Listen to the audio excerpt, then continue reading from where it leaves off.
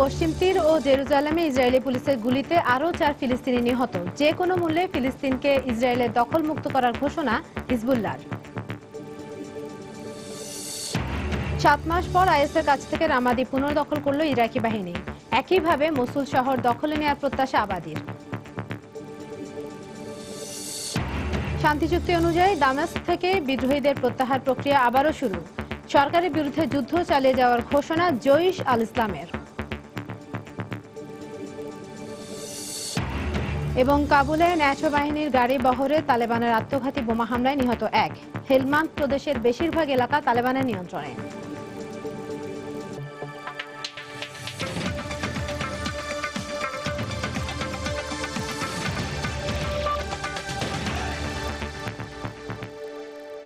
আন্তর্জাতিক সময়, সঙ্গে আছি আমি ইশরাত জাহান। অবরুদ্ধ পশ্চিম তীর ও জেরুজালেমে ইসরায়েলি পুলিশের গুলিতে আরও 4 ফিলিস্তিনি নিহত হয়েছে। ইসরায়েলকে হত্যাকারী উল্লেখ করে যে কোনো মূল্যে ফিলিস্তিনকে ইসরায়েলের দখলমুক্ত করা হবে বলে ঘোষণা দিয়েছেন লেবানন ভিত্তিক সংগঠন হিজবুল্লাহর প্রধান হাসান নাসরুল্লাহ। এদিকে ফিলিস্তিনি অঞ্চলে ইসরায়েলের বসতি সম্প্রসারণ কার্যক্রম সমর্থন করায় নবনিযুক্ত ইসরায়েলের রাষ্ট্রদূতকে গ্রহণ করতে অস্বীকৃতি জানিয়েছে ব্রাজিল সরকার। রোববারও পূর্ব জেরুজালেমের ওল্ড সিটিতে দখলদার ইসরায়েলি বাহিনীর সঙ্গে সংঘর্ষে জড়িয়ে পড়ে ফিলিস্তিনি আন্দোলনকারীরা। দুপক্ষের পাল্টাপাল্টি হামলায় রণক্ষেত্রে পরিণত হয় গোটা এলাকা। সংঘর্ষ চলাকালীন ওই এলাকার একটি রাস্তায় 2 পথচারীকে গাড়ি চাপা দেওয়ার ঘটনায় এক ফিলিস্তিনিকে গুলি করে হত্যা করে ইসরায়েলি পুলিশ। একই দিন এক ইহুদি সেনার ওপর ছুরি হাতে হামলার অভিযোগে ইসরায়েলি বাহিনীর গুলিতে নিহত হয় আরও এক ফিলিস্তিনি। পশ্চিম তীরের হেওয়ারা শহরেও একই অভিযোগে 2 ফিলিস্তিনের ওপর গুলি চালায় ইসরায়েলি বাহিনী। নিহত দুজন একে অন্যের আত্মীয় এবং তাদের বয়স 17 ও 23 বছর বলে জানিয়েছে ফিলিস্তিনের স্বাস্থ্য মন্ত্রণালয়। চলতি মাসে ইসরায়েলি বাহিনীর গুলিতে নিহত 4 ফিলিস্তিনির লাশ তাদের পরিবারের কাছে ফেরত দেওয়া হয়েছে বলে জানিয়েছে রয়টার্স। তবে এখনও পশ্চিম তীর ও জেরুজালেমে অন্তত 50 ফিলিস্তিনির লাশ ইসরায়েলি সেনারা আটকে রেখেছে বলে দাবি ফিলিস্তিন কর্তৃপক্ষের। অক্টোবর থেকে এ পর্যন্ত ইসরায়েলি সেনাদের হামলায় নিহত ফিলিস্তিনির সংখ্যা অন্তত 130 বলে জানিয়েছে গণমাধ্যম। এ অবস্থায় লেবানন ভিত্তিক সশস্ত্র সংগঠন হিজবুল্লাহ প্রধান নাসরাল্লাহ বলেছেন, ফিলিস্তিনিদের ওপর ইসরায়েলি বাহিনীর এই জুলুম তারা আর চুপ করে সহ্য করবে না। ইসরায়েলকে হিজবুল্লাহ নেতা সামির কান্তার হত্যার প্রতিশোধের জন্য প্রস্তুত থাকতে হবে বলেও হুঁশিয়ারি দেন তিনি। প্রতিদিন ফিলিস্তিনে আমাদের মুসলমান ভাইরা দখলদার ইসরায়েলিদের হাতে শহীদ হচ্ছে। আমাদের সামির কান্তারকেও হত্যা করেছে ওরা। আমি ইসরায়েলকে জানাতে চাই, বিশ্বের যে কোনো জায়গায় মুসলমানদের রক্ত ঝরলে এর চরম মূল্য দিতে হবে তাদের। ফিলিস্তিনে তারা যে আগ্রাসন চালাচ্ছে এবার তা শেষ হবেই। এদিকে পূর্ব জেরুজালেম ও পশ্চিম তীরে বসতি সম্প্রসারণের ঘটনাকে কেন্দ্র করে ব্রাজিলে ইসরায়েলের রাষ্ট্রদূতকে জায়গা দিতে অস্বীকৃতি জানিয়েছে দেশটির সরকার। 4 মাস আগে নিযুক্ত ইসরায়েলি রাষ্ট্রদূত দানি দায়ানের বিরুদ্ধে অভিযোগ, ফিলিস্তিনে অবৈধ বসতি সম্প্রসারণ কার্যক্রমে নেতৃত্ব দিয়েছেন তিনি। 2014 সালে গাজায় ইসরায়েলি হামলার ঘটনায় ব্রাজিল তেল আবিবে নিযুক্ত রাষ্ট্রদূতকে ফিরিয়ে নেয়। 2010 সালে ফিলিস্তিনকে রাষ্ট্র হিসেবে স্বীকৃতি দেওয়ার পর থেকে ব্রাজিলের সঙ্গে ইসরায়েলের দ্বিপাক্ষিক সম্পর্কে ফাটল ধরতে শুরু করে। ইসলাম, সময় সংবাদ। ইসরায়েলের ক্ষেপণাস্ত্র প্রতিরক্ষা বিভাগের প্রধান ইয়াইর রামাতিকে পদ থেকে অপসারণ করেছে দেশটির প্রতিরক্ষা মন্ত্রণালয়। তথ্য সংরক্ষণ ও নিরাপত্তার ক্ষেত্রে চরম নিয়ম ভঙ্গের দায়ে তার বিরুদ্ধে এই ব্যবস্থা নেওয়া হয়েছে বলে দাবি কর্তৃপক্ষের। ইসরায়েলি গণমাধ্যম বলছে, তার ব্যক্তিগত কম্পিউটারে সরকারি গুরুত্বপূর্ণ তথ্য সংরক্ষণ করা ছিল, যা নিয়ম বহির্ভূত। বিষয়টি তদন্তনাধীন থাকায় মন্ত্রণালয়ের পক্ষ থেকে বিস্তারিত কিছু জানানো হয়নি। ইয়াইর রামাতি গত 4 বছর এই পদে থাকা অবস্থায় বেশ কয়েকটি ক্ষেপণাস্ত্র প্রকল্পে কাজ করেছেন। তার মধ্যে উল্লেখযোগ্য iron dome, arrow anti missile interceptor system. ওইসব ক্ষেপণাস্ত্রের সফল পরীক্ষামূলক উৎক্ষেপণের কারণে বেশ প্রশংসা কুড়িয়েছেন রামাতি। দীর্ঘ 7 মাস পর আইএসের কাছ থেকে রামাদি পুনর্দখলে নিতে পেরেছে ইরাকি বাহিনী। সেনাবাহিনীর মুখপাত্র সাবাহ আল নুমানির বরাত দিয়ে বার্তা সংস্থা রয়টার্স জানায়, রামাদিতে আইএস জঙ্গিদের সবশেষ ঘাঁটি সরকারের প্রাদেশিক ভবন নিয়ন্ত্রণের মধ্য দিয়ে এই জয় নিশ্চিত হয়েছে। সেনাবাহিনী রামাদির মতো একইভাবে মসুল শহর নিজেদের দখলে নিতে পারবে বলে আশা প্রকাশ করেছেন ইরাকের প্রধানমন্ত্রী হায়দার আল আবাদি। টানা 6 দিন ধরে প্রাদেশিক ঘাঁটি হিসেবে ব্যবহার হতো। রোববার ভবনটির আশপাশের রাস্তা বন্ধ করে দিয়ে চারদিক থেকে ভবনটি ঘিরে ইরাকের সরকারি বাহিনী অভিযান চালায়। বিমান থেকে গুলি করে বিভিন্ন জায়গায় পুঁতে রাখা বোমা ও মাইনের বিস্ফোরণ ঘটিয়ে সেনাদের সামনে এগোনোর পথ করে দেওয়া হয়। বিমানগুলো 3 দিক থেকে পুরো রামাদিতে হামলা চালায়। পরে সেনাবাহিনীর মুখপাত্র সাবাহ আল নোমানি বার্তা সংস্থা রয়টার্সকে জানান, ইরাকি বাহিনী রামাদির প্রাদেশিক ভবন নিয়ন্ত্রণে নিয়েছে, আর এর মাধ্যমেই তাদের জয় নিশ্চিত হয়েছে। তারা এখন মূলত ভবনের আশপাশে ছড়িয়ে ছিটিয়ে থাকা বোমা উদ্ধারের কাজ করছে। শহরের নিয়ন্ত্রণ নিতে পারলেও কিছু জায়গায় আইএসের সদস্যরা এখনো আছে বলে রয়টার্সকে জানান সাবাহ আল নোমানি। এবছরের মে মাসে আনবার প্রদেশের রাজধানী রামাদির নিয়ন্ত্রণ নেয় আইএস। ইরাকের প্রধানমন্ত্রী হায়দার আল আবাদির পক্ষ থেকে বলা হয়েছে, রামাদি দখলের পর উত্তরাঞ্চলীয় শহর মসুল উদ্ধারে অভিযান শুরু করবেন তারা। হাফসাতুন্নেসা, সময় সংবাদ। জাতিসংঘের মধ্যস্থতায় আসাদ সরকারের সাথে শান্তি চুক্তির অংশ হিসেবে দামেস্ক থেকে বিদ্রোহীদের প্রত্যাহার প্রক্রিয়া আবারও শুরু হয়েছে। তবে জৈশ আল ইসলামের নেতা ঘোষণা দিয়েছেন সরকারের বিরুদ্ধে যুদ্ধ চালিয়ে যাওয়ার। এদিকে রুশ বিমান ভূপাতিত করার মতো ঘটনা এড়াতে তুরস্ক সিরিয়া সীমান্তের আকাশে নজরদারি বিমান মোতায়েনের ঘোষণা দিয়েছে ন্যাটো। সিরীয় কুর্দি, অ্যাসিরীয় খ্রিস্টান আর বিদ্রোহী দল জাইশ আল থুয়ার ও জাইশ আল সানাদিদ মিলে শনিবার তিশরিন বাঁধ আইএসের দখলমুক্ত করেছে। কুর্দিরা জানিয়েছে, বাঁধের দিকে সব সরবরাহ বন্ধ করে দিয়ে তাদের দুর্বল করে ফেলার পর আইএসের ওপর সম্মিলিত আক্রমণ চালানো হয়। সিরিয়া থেকে আইএস উচ্ছেদে একদিকে অভিযান চালাচ্ছে সরকারি বাহিনী ও আসাদ বিরোধীরা, অন্যদিকে চলছে দামেস্কের ইয়ারমুক ক্যাম্প থেকে বিদ্রোহীদের প্রত্যাহার প্রক্রিয়া। গেল শনিবার সিরীয় সরকারি বাহিনীর হামলায় জাইশ আল ইসলামের নেতা নিহত হওয়ার পর এই প্রক্রিয়া বন্ধ হয়ে যায়। পরে বিদ্রোহীদের পক্ষ থেকে বলা হয়, সিরিয়ায় শান্তি ফিরিয়ে আনতে সরকারি বাহিনীর সাথে আলোচনায় বসতে আগ্রহী বলেই নিজেদের সদস্য সরিয়ে নিচ্ছে তারা। তবে জাইশ আল ইসলামের পক্ষ থেকে বলা হয়েছে, তাদের নেতা জাহরান আলোশকে হত্যার জন্য আসাদ সরকারকে কোনোভাবেই ক্ষমা করা হবে না। আমাদের পরিবারের যে সদস্যরা ঘোতায় আমাদের অপেক্ষায় রয়েছেন, আমি তাদের বলবো, আপনারা নিশ্চিন্তে থাকুন, আমরা এই যুদ্ধে জিতব। সরকারি বাহিনী যা করছে তা আমরা কোনোভাবেই মেনে নেব না। এদিকে রাশিয়া সিরিয়ায় বেসামরিক নাগরিক হত্যা করছে, অ্যামনেস্টির এই খবর ভিত্তিহীন বলে মন্তব্য করেছে মস্কো। রুশ বিমান বাহিনীর পক্ষ থেকে রোববার দাবি করা হয়, সিরিয়ায় কখনোই বেসামরিক কোনো অবস্থান লক্ষ্য করে হামলা চালায়নি তারা। সিরিয়ায় হামলা চালানোর আগেই আমরা একটি পরিপূর্ণ পরিকল্পনা করেছি, যা হচ্ছে সেই পরিকল্পনা অনুযায়ী হচ্ছে, তাই কোনো ধরনের ভুল হওয়ার প্রশ্নই ওঠে না। ন্যাটো ঘোষণা দিয়েছে, তুরস্ক সিরিয়া সীমান্তের আকাশে নজরদারির জন্য বেশ কিছু যুদ্ধবিমান মোতায়েন করা হবে। রুশ যুদ্ধবিমান ভূপাতিত করার মতো ঘটনা এড়াতেই জার্মানির আকাশ থেকে সরিয়ে সেই বিমান সিরিয়ার আকাশে স্থানান্তর করা হলো। তানজিম মুনিয়াত, সময় সংবাদ। তুরস্ক আইএস জঙ্গিদের প্রশিক্ষণ দিচ্ছে বলে জানিয়েছে কুর্দিদের হাতে আটক হওয়া এক আইএস সদস্য। সিরিয়ার বিদ্রোহী দল ফ্রি সিরিয়ান আর্মিকে প্রশিক্ষণ দেওয়ার নামে একটি শিবিরে আইএস জঙ্গিদের প্রশিক্ষণ দেওয়া হয় বলে জানায় 20 বছর বয়সী সিরীয় নাগরিক আব্দুর রহমান আব্দুল হাদি। সে আরও জানায়, সিরীয় বিরোধী পক্ষকে তুরস্কের সহায়তার যে ছবি মানুষের সামনে তুলে ধরা হচ্ছে, আসল চিত্রটি তেমন নয়। কুর্দি পিপলস প্রোটেকশন ইউনিট তাকে গত নভেম্বরে আটক করে।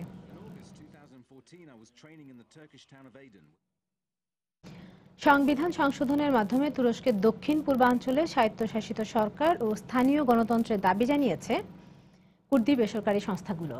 রোববার ডিটিকে নামে কুর্দি বেসরকারি সংস্থাগুলোর জোট তুরস্কের দিয়ারবাকির শহরে দুদিনের বৈঠকের পর কুর্দি অধ্যুষিত অঞ্চলের স্বায়ত্তশাসনের দাবিতে আন্দোলনের ঘোষণা দেয়।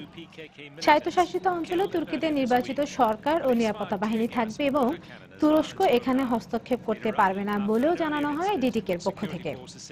তুরস্কে কুর্দিদের সাথে সরকারি বাহিনীর সংঘর্ষে গত 2 সপ্তাহে 200 জন কুর্দি নিহত হয়েছে।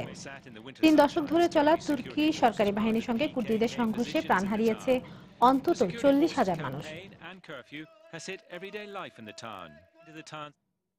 আন্তর্জাতিক সময় আরো দেখবেন, যুক্তরাষ্ট্রের কয়েকটি অঙ্গরাজ্যে ঝড়ের কবলে মৃতের সংখ্যা বেড়ে 29।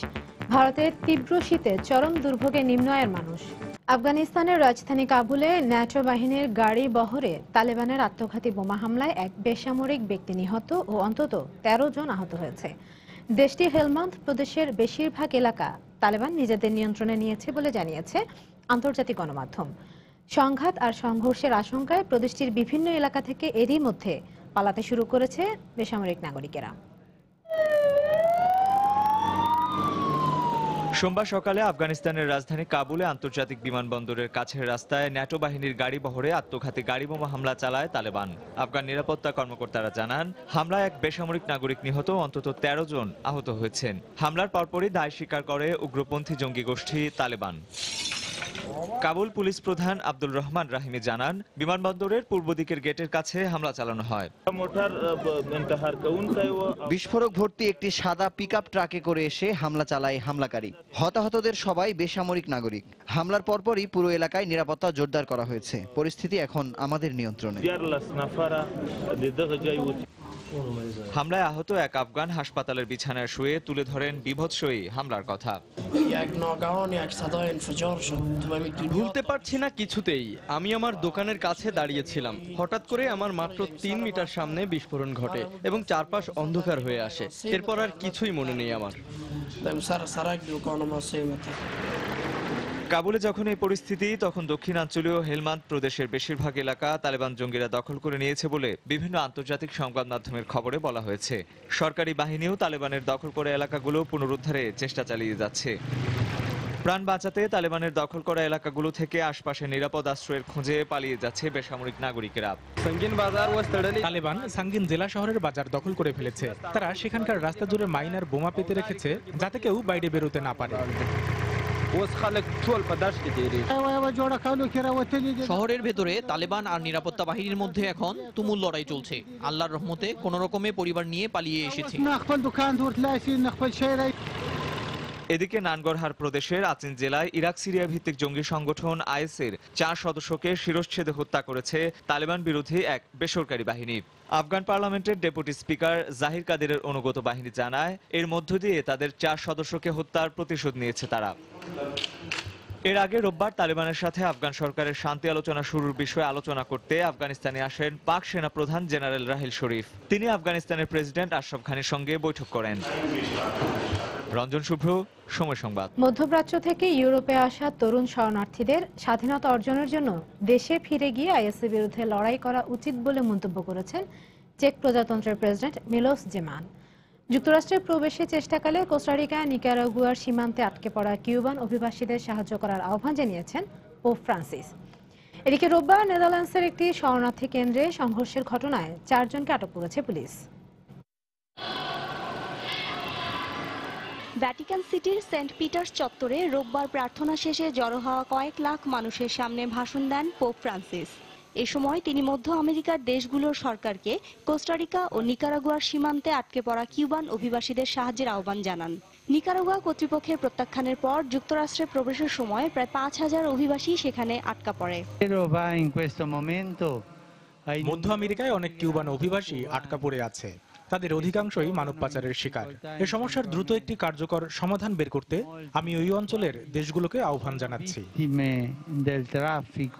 মধ্যপ্রাচ্য থেকে ইউরোপে যে সকল শরণার্থী আসছে তাদের অধিকাংশই তরুণ, আর তাদের ফিরে গিয়ে আইএসের বিরুদ্ধে যুদ্ধে অংশ নেওয়া উচিত বলে মন্তব্য করেছেন চেক প্রজাতন্ত্রের প্রেসিডেন্ট মিলোস জেমান।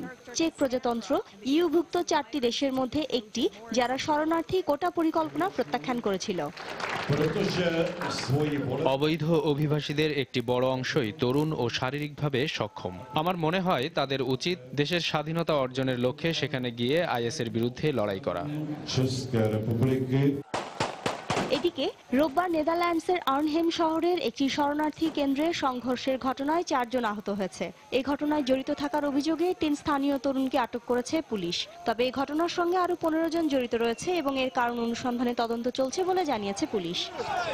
শিরিন আক্তার, সময় সংবাদ। প্যারিসের সন্ত্রাসী হামলার ঘটনায় 3য় সন্দেহভাজন সামি আমিমুরের লাশ দাফন করা হয়েছে বলে খবর পাওয়া গেছে। বিবিসি জানায়, বড়দিনের আগের রাতে প্যারিসের উত্তরাঞ্চলীয় সেইনে সেন্ট দেনি শহরতলির লা কর্নেউভ কবরস্থানে পরিবারের কয়েকজন সদস্যের উপস্থিতিতে লাশ দাফন করা হয়। গত 13 নভেম্বর বাতাক্লান কনসার্ট হলে আত্মঘাতী 3 বোমা হামলাকারীদের মধ্যে একজন 28 বছর বয়সী ফরাসি নাগরিক সামি। অপর 2 জন হলেন 23 বছর বয়সী ফুয়াদ মোহাম্মদ আগাদ এবং 29 বছর বয়সী ওমর ইসমাইল মোস্তফাই। 2012 সালে ইয়েমেনে পালানোর পরিকল্পনা ও সন্ত্রাসী কর্মকাণ্ডের দায়ে অভিযুক্ত করা হয় তাদের। বিচার বিভাগের নজরদারিতে থাকা অবস্থায় কর্তৃপক্ষের চোখে ধুলো দিয়ে পালিয়ে যাওয়ায় তাদের বিরুদ্ধে আন্তর্জাতিক গ্রেপ্তারি পরোয়ানা জারি করা হয়। পরে জানা যায় তারা আগেও বেশ কয়েকবার সিরিয়া যাতায়াত করেছে।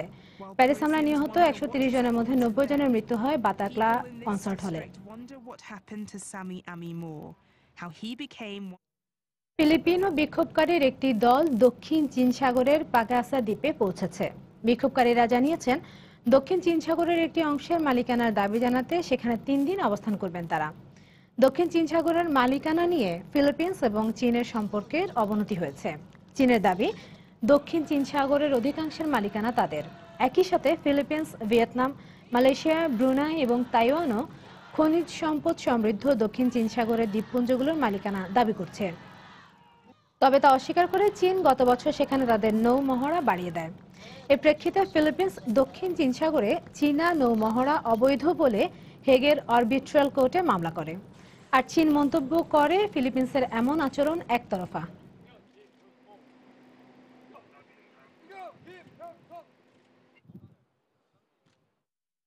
নিষেধাজ্ঞা উপেক্ষা করে ফরাসি দ্বীপ কর্সিকার রাজধানী আজাচিওতে মুসলিম বিরোধী বিক্ষোভ অব্যাহত রয়েছে। রোববার আজাচিওতে সড়ক অবরোধ করে বিক্ষোভ করে 300-র বেশি বিক্ষোভকারী। এ সময় তারা বিভিন্ন ধরনের মুসলিম বিরোধী স্লোগান দেয়া সহ সেখানে থাকা আরব অভিবাসীদের দেশ ছেড়ে চলে যাওয়ার দাবি জানায়। কর্সিকার একটি মসজিদে ভাঙচুরের পর থেকে সেখানে মুসলিম বিরোধী বিক্ষোভ অব্যাহত রয়েছে। ভারতে গণধর্ষণের শিকার এক তরুণী আত্মহত্যা করেছেন। শুক্রবার ভারতের উত্তরপ্রদেশের মির্জাপুর শহরে এই ঘটনা ঘটে। বৃহস্পতিবার একই গ্রামের 2 ব্যক্তি দ্বারা ধর্ষণের শিকার হন ওই তরুণী। এই ঘটনায় অভিযুক্তদের মধ্যে একজনকে গ্রেপ্তার করেছে পুলিশ। নিহতের লাশ ময়না তদন্তের জন্য হাসপাতালে পাঠানো হয়েছে। দেশটিতে নারী নির্যাতনের ঘটনা ক্রমাগত বাড়ছে। ভারতের জাতীয় অপরাধ বিষয়ক ব্যুরো এনসিআরবি জানায় 2014 সালে ভারতে 3,37,922 জন নারী বিভিন্নভাবে নির্যাতনের শিকার হয়, যা 2013 সালের চেয়ে 9% বেশি। মেক্সিকোতে 1 বছর আগে নিখোঁজ 43 শিক্ষার্থীকে উদ্ধারের দাবিতে বিক্ষোভ করেছে মেক্সিকোর জনগণ। রাজধানী মেক্সিকো সিটি এবং দক্ষিণ পশ্চিমাঞ্চলীয় শহর গুয়েরোতে এই বিক্ষোভ হয়। বিক্ষোভকারীরা মেক্সিকো সরকারের কাছে নিরপেক্ষ তদন্তের মাধ্যমে নিখোঁজের কারণ অনুসন্ধানের দাবি জানান। এদিকে সরকার বলছে তারা আর বেঁচে নেই। সরকার দাবি করছে তাদের হত্যা করা হয়েছে, কিন্তু inter American commission of human rights জানিয়েছে এ ব্যাপারে এখনও নিশ্চিত হওয়া যায়নি তারা জীবিত অথবা মৃত। 2014 সালের 26 সেপ্টেম্বর 18 থেকে 23 বছর বয়সী 43 শিক্ষার্থী নিখোঁজ হয়। এখনো পর্যন্ত তাদের কোনো হদিশ পাওয়া যায়নি।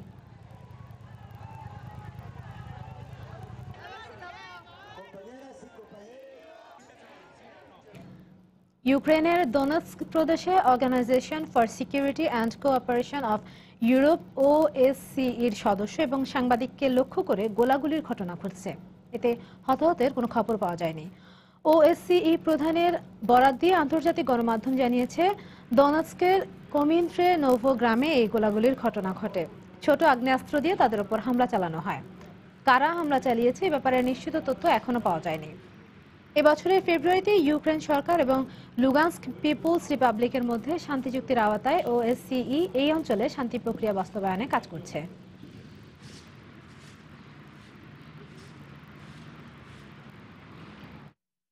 আন্তর্জাতিক সময় আরো দেখবেন।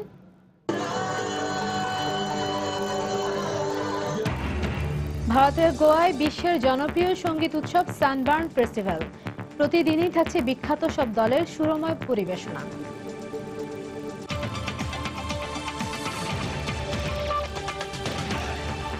আরএফএল ওয়াটার পাম্প, পানি দেবে টেনশন নয়। যুক্তরাষ্ট্রের টেক্সাসে টর্নেডোর আঘাতে মৃতের সংখ্যা বেড়ে দাঁড়িয়েছে 11 জনে। এ নিয়ে গত 1 সপ্তাহে দেশটির বেশ কয়েকটি অঙ্গরাজ্যে ঝড়ের কবলে মৃতের সংখ্যা বেড়ে দাঁড়িয়েছে 29 জনে। অন্যদিকে লাতিন আমেরিকার 4 দেশে বন্যা পরিস্থিতির অবনতি হলে গৃহহারা হন অন্তত 1 লাখ অধিবাসী। প্যারাগুয়েতে মৃত্যু হয়েছে অন্তত 7 জনের। নদীর পানি বেড়ে যাওয়ায় পরিস্থিতি আরও অবনতির আশঙ্কা করা হচ্ছে। টেক্সাস অঙ্গরাজ্যের গার্ল্যান্ড শহরের যেদিকে চোখ যায় শুধু ধ্বংস আর তাণ্ডবের চিহ্ন। স্থানীয় সময় শনিবার রাতে টেক্সাস ওক্লাহোমায় পরপর 6 বার টর্নেডো আঘাত হানলে চোখের পলকে লণ্ডভণ্ড হয়ে যায় বিস্তীর্ণ এলাকা। গুড়িয়ে যায় অন্তত 600 বসতঘর, বিদ্যুৎ বিচ্ছিন্ন হয়ে পড়ে কয়েকশো পরিবার, মহাসড়কে আটকে পড়ে অসংখ্য গাড়ি, বাতিল হয়ে যায় 400 ফ্লাইট। ডালাস শহরে টর্নেডোর শক্তিশালী বাতাস একটি যাত্রীবাহী গাড়িকে আছড়ে ফেললে আরোহীর সবাই প্রাণ হারান। টর্নেডোর প্রভাবে দেশটির পশ্চিমাঞ্চলীয় মিজৌরি অঙ্গরাজ্য ভয়াবহ বন্যার কবলে পড়েছে। কোমর সমান পানিতে তলিয়ে গেছে সেন্ট লুইস শহরের গুরুত্বপূর্ণ সড়ক মহাসড়ক। এ অবস্থায় পানিবন্দী মানুষদের নিরাপদে সরিয়ে নেওয়া হচ্ছে। বৃষ্টি আর ঝড়ো বাতাস দেখে আন্দাজ করতে পেরেছি যে বন্যা হবে, তবে এত বেশি পানি উঠবে ভাবতেও পারিনি। এদিকে লাতিন আমেরিকার দেশ প্যারাগুয়ে, আর্জেন্টিনা, ব্রাজিল ও উরুগুয়েতে ভয়াবহ বন্যায় গৃহহারা হয়েছেন অন্তত 1 লাখ মানুষ। বৃষ্টিপাত অব্যাহত থাকায় পরিস্থিতির আরও অবনতি হতে পারে বলে আশঙ্কা করা হচ্ছে। এ অবস্থায় দুর্গত 7টি অঞ্চলে জরুরি অবস্থা জারি রাখার পাশাপাশি বন্যার্তদের সহায়তায় সবাইকে এগিয়ে আসার আহ্বান জানিয়েছেন কর্তৃপক্ষ। টানা বৃষ্টিপাতে যুক্তরাজ্যে বন্যা পরিস্থিতির আরও অবনতি হয়েছে। ল্যাঙ্কাশায়ার ও ইয়র্কশায়ারের বন্যাপীড়িত এলাকা থেকে স্থানীয়দের নিরাপদে সরিয়ে নিতে 500 সেনা মোতায়েন করা হয়েছে। এছাড়া ম্যানচেস্টার, রকডেল ও লিডসের আশেপাশে নদীগুলোয় পানি উপচে পড়ায় এখনও সতর্ক অবস্থা অব্যাহত রাখা হয়েছে। বন্যার কারণে বিদ্যুৎ বিচ্ছিন্ন হয়ে আছে উত্তর পশ্চিমাঞ্চলের কয়েকশো মানুষ। সঞ্জনা চৌধুরী, সময় সংবাদ। ভারতে জেঁকে বসেছে তীব্র শীত। গেল সপ্তাহ থেকে উত্তরাঞ্চলের কয়েকটি রাজ্যে শীতের তীব্রতা বাড়লেও এই সপ্তাহের শুরুতে পশ্চিমাঞ্চল, মধ্যাঞ্চল সহ প্রায় পুরো ভারতে বাড়ছে শীতের তীব্রতা। এর মধ্যে কয়েকটি রাজ্যে সর্বনিম্ন তাপমাত্রা রেকর্ড করা হয়েছে। এই অবস্থায় চরম দুর্ভোগে ওইসব অঞ্চলের নিম্ন আয়ের মানুষ। এদিকে ঘন কুয়াশায় ট্রেন ও বিমান চলাচল ব্যাহত হলেও কাশ্মীর ও হিমাচলে তুষারপাত শুরু হওয়ায় বাড়ছে পর্যটকদের ভিড়। প্রচণ্ড ঠান্ডা ও হিমেল হাওয়ায় কাঁপছে ভারতের উত্তরাঞ্চলের কাশ্মীর, হিমাচল, পাঞ্জাব, উত্তরাখণ্ড, হরিয়ানা, উত্তরপ্রদেশ, নয়াদিল্লি সহ আশপাশের কয়েকটি রাজ্য। এমনিতেই ভারতীয় উপমহাদেশে উত্তরের হিমালয়ের প্রভাবে ডিসেম্বর-জানুয়ারিতে হাড় কাঁপানো শীত থাকে। অন্য বছরের তুলনায় এবার শীতের তীব্রতা আরও বেশি অনুভব করছে কয়েকটি রাজ্যের মানুষ। প্রচণ্ড শীতে কষ্ট পাচ্ছেন রাজধানী নয়াদিল্লির নিম্ন আয়ের মানুষেরা। নানা আয়োজনে একটু উষ্ণতা খুঁজছেন তারাও। সকালে যখন ঘুম থেকে উঠেছি তখন ঘন কুয়াশায় চারপাশে কিছুই দেখা যাচ্ছিল না। আমাদের খুব কষ্ট হচ্ছে। শীত জেঁকে বসেছে পশ্চিমাঞ্চলীয় রাজ্য মহারাষ্ট্রেও। তীব্র শীতে জুবুথুবু হয়ে পড়েছে জনজীবন। অনেক বেলা পর্যন্ত ঘন কুয়াশার কারণে ট্রেন চলাচল ব্যাহত হচ্ছে।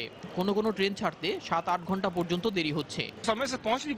তীব্র ঠান্ডা আর ঘন কুয়াশায় ট্রেন চলাচলে খুবই সমস্যা হচ্ছে। প্ল্যাটফর্মে ট্রেনগুলো ঘন্টার পর ঘন্টা বসে থাকছে। মহারাষ্ট্রের রাজধানী মুম্বাইয়ে এ পর্যন্ত সর্বনিম্ন তাপমাত্রা রেকর্ড করা হয়েছে 5.5 ডিগ্রি সেলসিয়াস। এদিকে হিমাচল প্রদেশে বছরের প্রথম তুষারপাত শুরু হয়েছে। গেল সপ্তাহের শেষের দিকে রাজ্যের সিমলা 1 সেন্টিমিটার তুষারে ঢাকা ছিল।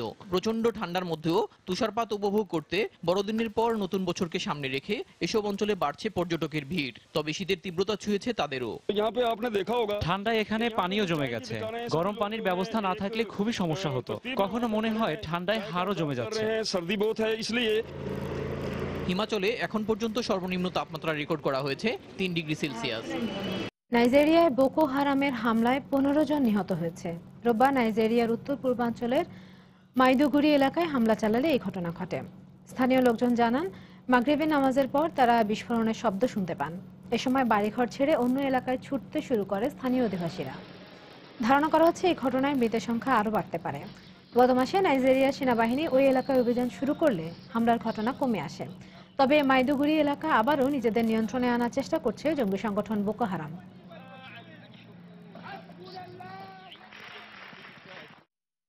অস্ট্রেলিয়ার উত্তর পূর্বাঞ্চলীয় রাজ্য কুইন্সল্যান্ডের জুলিয়া ক্রিকের কাছে জনবিরল এলাকায় সালফিউরিক অ্যাসিডবাহী একটি ট্রেন লাইনচ্যুত হয়েছে।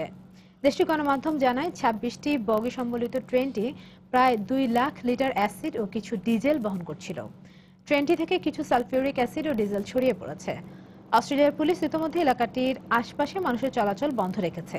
এছাড়া ট্রেনটির লাইনচ্যুতির ঘটনায় 3 জন আহতের খবর পাওয়া গেছে। স্পেনের কাতালোনিয়ার ভারপ্রাপ্ত প্রেসিডেন্ট আর্থার মাস পার্লামেন্টে নেতৃত্ব দেবেন কিনা এই ব্যাপারে জোটের সঙ্গে মতৈক্যে পৌঁছাতে ব্যর্থ হয়েছে পুঁজিবাদ বিরোধী দল পপুলার ইউনিটি ক্যান্ডিডেসি সিইউপি। রোববার কাতালোনিয়ার স্বাধীনতাপন্থী জোটের অন্তর্ভুক্ত এই দলটি তার প্রতিদ্বন্দ্বী দল জান্স পেলসির সঙ্গে সিদ্ধান্তে পৌঁছাতে ব্যর্থ হওয়ায় স্পেন থেকে স্বাধীনতাকামী অঞ্চলটিতে আবারও নির্বাচনের সম্ভাবনা দেখা দিয়েছে। গেল সেপ্টেম্বরের নির্বাচনে এই দুটি দল সংখ্যাগরিষ্ঠতা পায়। তারপর থেকে দল দুটির মধ্যে বিভাজন কাতালোনিয়ার স্বাধীন হওয়ার প্রক্রিয়াকে আরও কঠিন করে তুলছে। রোববারের বৈঠকে সিদ্ধান্তহীনতার পর দলটির অভ্যন্তরীণ বৈঠকেও আর্থার মাসের নেতৃত্বের ব্যাপারে ভেটো দেয়া হলে 2010 সালের পর কাতালোনিয়ায় চতুর্থবারের মতো নির্বাচন অনুষ্ঠিত হবে।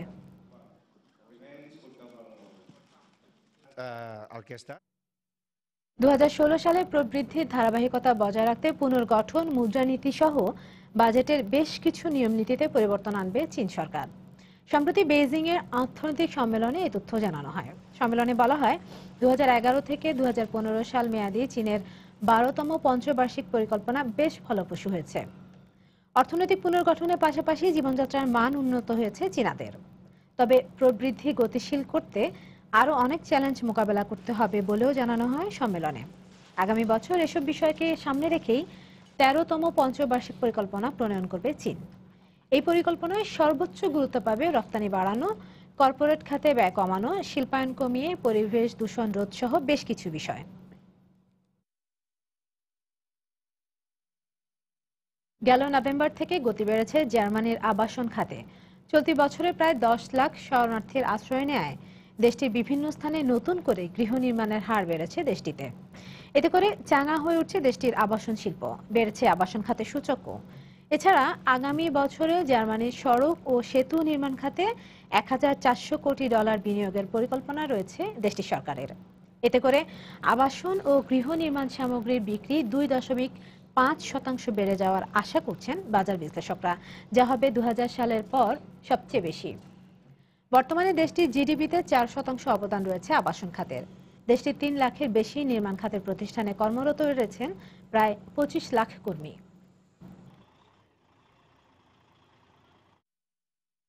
শীত তুলনামূলক কম পড়ায় নভেম্বরে কমেছে ইউরোপের খুচরা বিক্রির পরিমাণ। এ সময় ফ্রান্সের ভোক্তা খরচ কমেছে 1.1%। শীতের কারণে পোশাকের খুচরা বিক্রি যে পরিমাণ হওয়ার কথা ছিল, শীত কম পড়ায় বিক্রি হয়েছে খুব কম। তবে বড়দিন উপলক্ষে ব্ল্যাক ফ্রাইডেতে ব্রিটেনে প্রত্যাশার চেয়ে বেশি বিক্রি হয়েছে। এ সময় অনলাইনে বিক্রি 7% পর্যন্ত বেড়েছে। এছাড়া বড়দিন উপলক্ষে খুচরা বিক্রি বেড়েছে জার্মানিতে। তবে খুচরা বিক্রি কমেছে গ্রিস, ইতালি সহ ধীর গতির অর্থনীতির দেশগুলোতে। পেটেন্ট আইন লঙ্ঘনের অভিযোগে কোরিয়ান টেক জায়ান্ট স্যামসাং এর কাছে আরও $18 কোটি দাবি করেছে মার্কিন টেক জায়ান্ট অ্যাপল ইনকর্পোরেশন। এর আগে চলতি মাসে পেটেন্ট আইন ভঙ্গের মামলায় স্যামসাংকে $54 কোটি 80 লাখ জরিমানা করে মার্কিন যুক্তরাষ্ট্রের সুপ্রিম কোর্ট। পেটেন্ট জটিলতা নিয়ে দুই টেক জায়ান্টের দীর্ঘ আইনি লড়াইয়ের পর এই রায় দিল মার্কিন আদালত। 2011 সালে আইফোনের ডিজাইন ও বিভিন্ন ফাংশনের অনুকরণে স্মার্টফোন বানানোর অভিযোগে স্যামসাং এর বিরুদ্ধে পেটেন্ট ভঙ্গের আইনে মামলা করে অ্যাপল ইনকর্পোরেশন। এর আগে স্যামসাং এর একটি পেটেন্ট অনুকরণের অভিযোগে $1,58,000 জরিমানা দিতে হয়েছে। ওয়াজির চলচ্চিত্রের প্রচারণার জন্য স্ত্রী জয়ার জন্মস্থান কলকাতায় গেছেন অমিতাভ বচ্চন। শনিবার প্রচারণায় তিনি বলেন, ওয়াজির চলচ্চিত্রে তার ভূমিকা ছিল খুবই চ্যালেঞ্জিং। গত মাসে ছবিটির ট্রেলার প্রকাশ করা হয়। পুরো ছবিটিতে অমিতাভ বচ্চনকে দেখা যাবে হুইল চেয়ারের সাহায্যে চলতে। এতে মূল ভূমিকা অভিনয় করেছেন বলিউড অভিনেতা ফারহান আক্তার এবং অভিনেত্রী অদিতি রাও হায়দারি। চলচ্চিত্রটি পরিচালনা করেছেন বিজয় নাম্বিয়ার। আগামী 8 জানুয়ারি মুক্তি পাবে চলচ্চিত্রটি। নিয়তি কিভাবে একজন হুইল চেয়ারে নির্ভরশীল গ্র্যান্ডমাস্টার এবং সন্ত্রাস বিরোধী এক সাহসী স্কোয়াড কর্মকর্তাকে অভিন্ন বন্ধুতে পরিণত করে, তা এই সিনেমায় দেখা যাবে।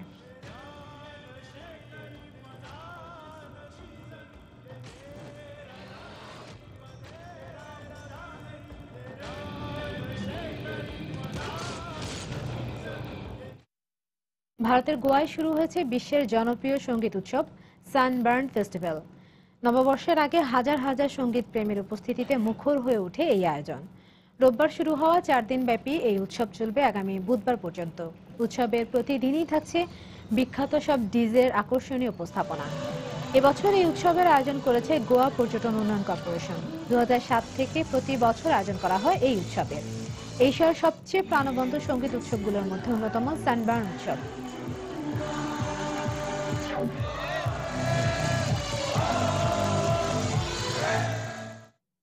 চীনে বায়ু দূষণের মাত্রা অত্যাধিক বেড়ে যাওয়ায় চাকরিজীবীদের মধ্যে কাজের পরিচ্ছন্ন পরিবেশ এবং স্বাস্থ্য সচেতনতা বাড়ছে। এক্ষেত্রে বহুজাতিক কোম্পানিগুলো তরুণ মেধাবী কর্মীদের নিয়োগ দিতে দূষণমুক্ত কর্মক্ষেত্রে নিশ্চয়তা দিচ্ছে। আর নতুন পুরনো কর্মীদের অনেকেই বেছে নিচ্ছেন এমন কর্মক্ষেত্র। গেল কয়েক সপ্তাহ থেকেই অতিমাত্রায় বায়ু দূষণের কারণে চীনের কয়েকটি শহরে বিভিন্ন মাত্রার সতর্কতা চলছে। এই অবস্থায় দেশটির কর্মজীবী মানুষের মধ্যে কর্মপরিবেশ ও স্বাস্থ্য সচেতনতা বাড়ছে। এক্ষেত্রে দূষণমুক্ত কর্মক্ষেত্রই বেছে নিচ্ছেন তারা। এমনকি মুক্ত বায়ুর নিশ্চয়তায় কর্মস্থল পরিবর্তন করছেন কেউ কেউ। তেমনই একজন ইয়াও হুই। কর্মক্ষেত্রে বেতন ও অন্যান্য সুবিধার পরে বিবেচ্য বিষয়টি হলো দূষণমুক্ত পরিবেশ। আমি এমনটি বেছে নিয়েছি। দূষণমুক্ত ও স্বাস্থ্যসম্মত পরিবেশ নিশ্চিত করতে পারলে কর্মীদের কাছ থেকে ভালো কাজ পাওয়া সম্ভব বলেও মনে করেন তিনি। আর চাকরিদাতারাও তরুণ মেধাবীদের নিজেদের প্রতিষ্ঠানে টানতে ও পুরনো দক্ষ কর্মীদের ধরে রাখতে দূষণমুক্ত পরিবেশ ও নির্মল বায়ুর নিশ্চয়তা দিচ্ছেন। আমরা কর্মীদের জন্য দূষণমুক্ত পরিবেশে নিঃশ্বাসের ব্যবস্থা করেছি। সরকারি অফিসগুলোতে ধীরে ধীরে এমনটি হবে বলে আশা করছি। বিভিন্ন প্রতিষ্ঠানে বায়ু পরিশোধন প্রকল্পের চাহিদা বেড়ে যাওয়ায় এ কাজে নিয়োজিতদের ব্যস্ততাও ব্যাপক হারে বেড়েছে। গেল 4 বছরে আমাদের কর্মী সংখ্যা দ্বিগুণ বাড়াতে হয়েছে। এ পর্যন্ত আমরা বিভিন্ন প্রতিষ্ঠানে 4000-এর মতো বায়ু পরিশোধন প্রকল্প স্থাপন করেছি। আগামী বছরের জন্য আরো প্রায় 800 প্রকল্পের চাহিদা পেয়েছি। চলতি মাসে চীনের রাজধানী বেইজিং এ 2বার বায়ু দূষণের সর্বোচ্চ সতর্কতা রেড অ্যালার্ট জারি করা হয়। সবশেষ উত্তর পূর্বাঞ্চলীয় 10টি শহরে সর্বোচ্চ সতর্কতা রেড অ্যালার্ট জারি করেছে দেশটির পরিবেশ মন্ত্রণালয়। দেলোয়ার হোসেন, সময় সংবাদ।